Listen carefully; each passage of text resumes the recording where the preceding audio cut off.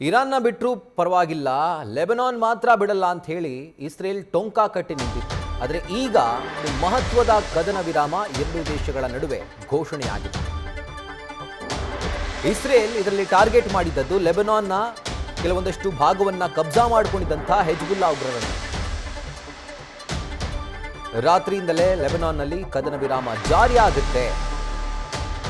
10 ದಿನಗಳ ಕಾಲ ಕದನ ವಿರಾಮವನ್ನು ಘೋಷಣೆ ಮಾಡಲಾಗಿದೆ. ಬಟ್ ಘೋಷಣೆ ಮಾಡಿದಂಥ ವ್ಯಕ್ತಿ ಯಾರು?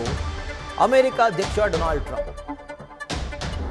ಅಮೆರಿಕಾದಲ್ಲಿ ಇಸ್ರೇಲ್ ಲೆಬನಾನ್ ಪ್ರತಿನಿಧಿಗಳ ಚರ್ಚೆ ಆಯಿತು. ಇದಾದ ಮೇಲೆ ಟ್ರಂಪ್ಗೆ ಲೆಬನಾನ್ ಅಧ್ಯಕ್ಷ ಧನ್ಯವಾದವನ್ನು ಅರ್ಪಿಸಿದ್ದಾರೆ. ಸೊ ಇಷ್ಟೆಲ್ಲ ಆದಮೇಲೆ ಕ್ರೆಡಿಟ್ ತೆಗೆದುಕೊಳ್ಳದೆ ಇರ್ತಾರಾ? ಕ್ರೆಡಿಟ್ ಅನ್ನು ಕೂಡ ಪಡ್ಕೊಂಡಿದ್ದಾರೆ. ಇದರೊಂದಿಗೆ ನಾನು 10ನೇ ಯುದ್ಧವನ್ನು ನಿಲ್ಲಿಸಿದ್ದೀನಿ, ಆ ಹಿರಿಮೆ ನನ್ನದು, ಆ ಕ್ರೆಡಿಟ್ ನಂದು ಅಂತ ಹೇಳಿ ತಮ್ಮ ಬೆನ್ನನ್ನು ತಾವೇ ಚಪ್ಪರಿಸ್ಕೊಳ್ಳುವಂಥ ಕೆಲಸವನ್ನು ಅಮೆರಿಕ ಅಧ್ಯಕ್ಷ ಡೊನಾಲ್ಡ್ ಟ್ರಂಪ್ ಮಾಡಿದ್ದಾರೆ. ಸೊ ಜೋಸೆಫ್ ಔನ್ ನೆತನ್ಯಾಹು ಭೇಟಿಯಾಗುವಂಥ ಸಾಧ್ಯತೆ ಇದೆ ಅಂತ ಹೇಳಿದ್ದಾರೆ. ಉಭಯ ನಾಯಕರನ್ನು ಭೇಟಿ ಮಾಡಿಸ್ತೀನಿ ಅಂತ ಕೂಡ ಆ ಒಂದು ಭರವಸೆಯನ್ನು ಕೊಟ್ಟಿದ್ದಾರೆ. ಸೊ ಅಮೆರಿಕ, ಇರಾನ್ ಹಾಗೂ ಇಸ್ರೇಲ್ ಮಧ್ಯೆ ಇದ್ದಂಥ ಯುದ್ಧ ಕೊಂಚ ತಣ್ಣಗಾಯಿತು. ಬಟ್ ಇಸ್ರೇಲ್ ಮಾತ್ರ ಲೆಬನಾನ್ ಮೇಲೆ ತನ್ನ ದಾಳಿಯನ್ನು ಇವತ್ತಿಗೂ ಕೂಡ ಮುಂದುವರಿಸಿತ್ತು. ಆದರೆ ಈಗ ಅಮೆರಿಕಾದಲ್ಲಿ ಎರಡೂ ದೇಶಗಳ ಪ್ರತಿನಿಧಿಗಳು ಮಾತನಾಡಿದ್ದಾರೆ.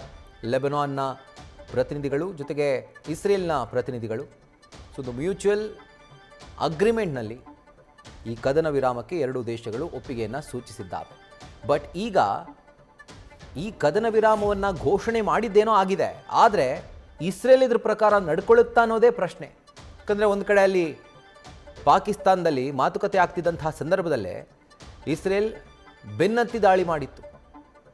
ಬಟ್ ಈ ಕದನ ವಿರಾಮ ಘೋಷಣೆ ಆಗಿರುವಂತಹ ಸಂದರ್ಭದಲ್ಲಿ ಆ ಕದನ ವಿರಾಮವನ್ನು ಇಸ್ರೇಲ್ ಪಾಲಿಸುತ್ತಾ ಅನ್ನೋದೇ ಪ್ರಶ್ನೆ. ಅಮೆರಿಕ ಏನೋ ಘೋಷಣೆ ಮಾಡಿಸ್ಬಿಟ್ಟಿದೆ. ಅವರು ಹೇಳ್ತಾರೆ ಜೋಸೆಫ್ ಔನ್ ಜೊತೆಗೆ ನೆತನ್ಯಾಹು ಕೂಡ ಭೇಟಿ ಆಗ್ತಾರೆ, ಭೇಟಿ ಮಾಡಿಸ್ತೀನಿ ಅಂತ ಅಮೆರಿಕ ಅಧ್ಯಕ್ಷ ಡೊನಾಲ್ಡ್ ಟ್ರಂಪ್ ಹೇಳುವಂಥದ್ದು. ಬಟ್ ಇವೆಲ್ಲವೂ ಸಾಧ್ಯವ, ಪ್ರಾಕ್ಟಿಕಲಿ ಪಾಸಿಬಲ್ ಅನ್ನುವಂಥ ಒಂದು ಪ್ರಶ್ನೆ ಉದ್ಭವಿಸುತ್ತೆ. ಕದನ ವಿರಾಮವನ್ನು ಇಸ್ರೇಲ್ ನಿಜವಾಗ್ಲೂ ಪಾಲಿಸುತ್ತಾ?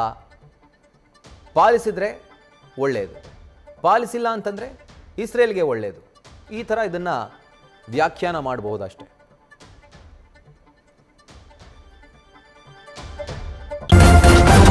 ನ್ಯೂಸ್ ಫಸ್ಟ್, ನಿರ್ಭೀತಿಯಿಂದ ನಿಮ್ಮ ಪರವಾಗಿ.